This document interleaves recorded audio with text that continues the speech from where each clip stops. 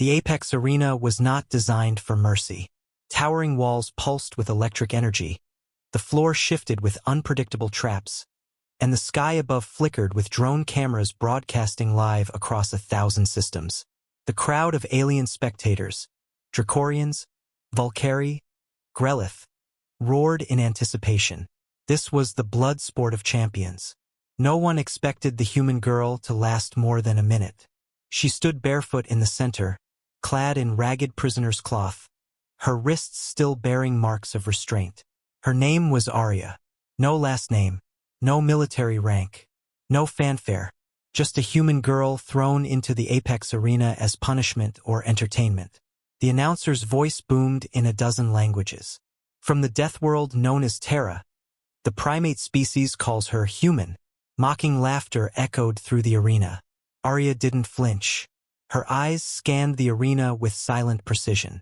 Observation, pattern recognition, calculation. Then the gates opened. 3 Apex champions emerged, each one a genetically engineered killer.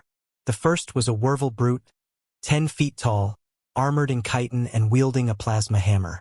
The second, a Grelith twin-blade stalker, invisible to most lifeforms. The third, a Vosk pyrokinetic, already igniting waves of flame along his forearms. They encircled her. The crowd leaned forward, hungry for the kill. Arya moved, not like a warrior, like a storm.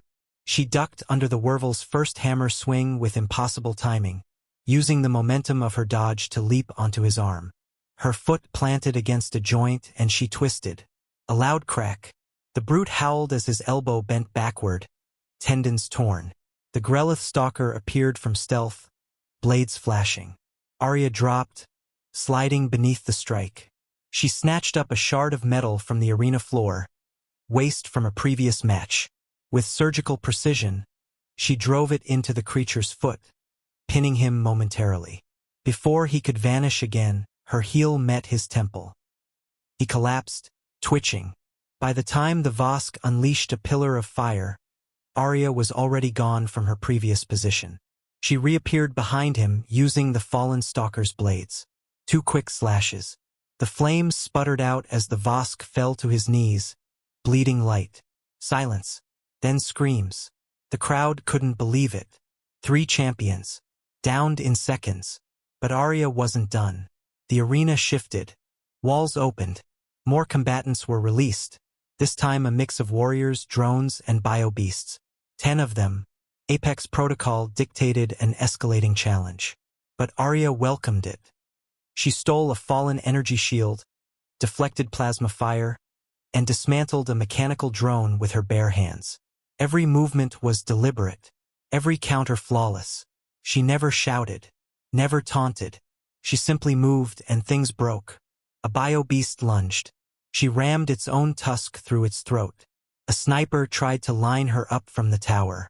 She hurled a jagged blade and pierced his scope and his eye. For minutes blood and metal coated the arena. By the 5th minute, she stood alone, breathing steady, body bloodied but upright. Every camera zoomed in. Every commentator went silent. Even the Apex warlords watching from their private suites leaned forward, unable to hide their disbelief. This wasn't luck. This wasn't instinct. This was human warfare refined by survival, suffering, and relentless adaptation.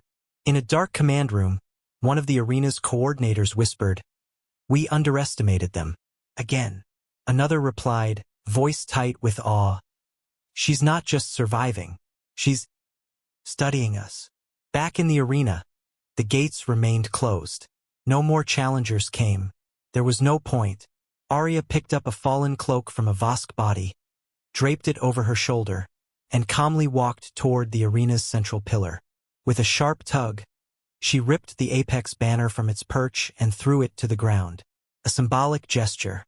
The crowd, once filled with laughter and mockery, now erupted into stunned silence, followed by reluctant, rising applause. Even Apex warriors understood dominance. In 5 minutes, the human girl had taken the battlefield and made it hers.